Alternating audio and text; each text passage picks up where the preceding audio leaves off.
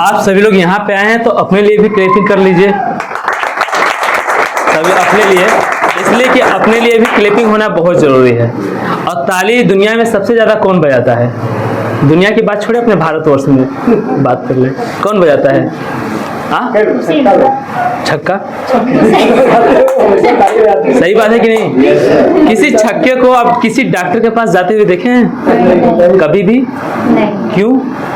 क्योंकि जो लोग ताली बजाते हैं ब्लड सर्कुलेशन इस तरीके से अस्थाई, मतलब इतना नॉर्मल जो उसी की बॉडी में होना चाहिए उस रफ्तार में होता है कि बॉडी का हर सेल एक्टिव होता है। एक्टिव होने की वजह से बीमारी इर्द गिर्द या बॉडी में कहीं भी नहीं लगती है। जैसे इंसान के चेहरे पे जब मुस्कुराहट आती है ना, जब उसके एक दो दांत दिखने लगते हैं मुस्कुराहट की वजह से, तो लगता है कि पूरा का पूरा जो दबाव उसकी ज़िंदगी का, इसके बल है, इसकी बॉडी का जो बल है पूरा का पूरा गिर गया, खत्म हो गया, बिल्कुल फ्री लगता है। ठीक है, तो यकीन माने, मैं यकीन के साथ मैं बता रहा हूँ ये कि आज के वक्त में जो आज अपना समय दिए हैं सभी लोगों का बॉडी बिल्कुल हल्का हो गया होगा।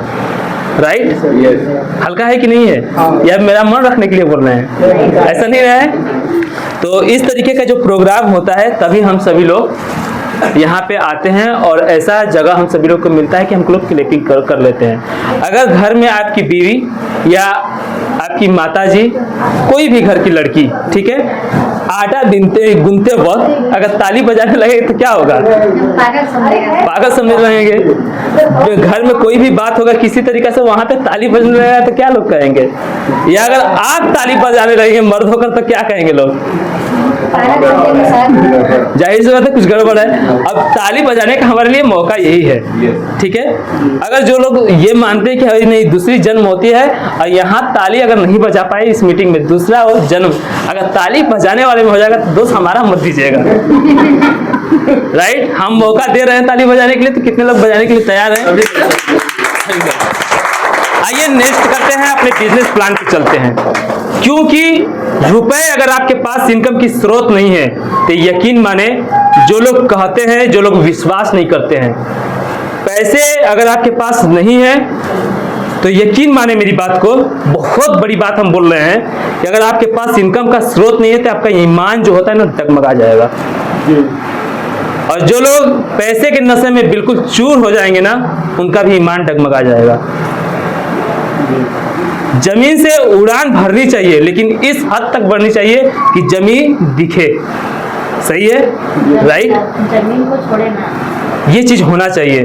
अगर आपके पास पैसा नहीं है ना, तो माँ, जो लोग कहते हैं कि माँ बाप आपको कभी साथ नहीं छोड़ते हैं, वो माँ बाप भी आपको छोड़ देते हैं, क्योंकि वो छोड़ना नहीं चाहते हैं। मेरा कहने का मतलब ये तात्पर्य बिल्कुल भी नहीं है कि माँ बाप अपने बेटे को छोड़ देते हैं।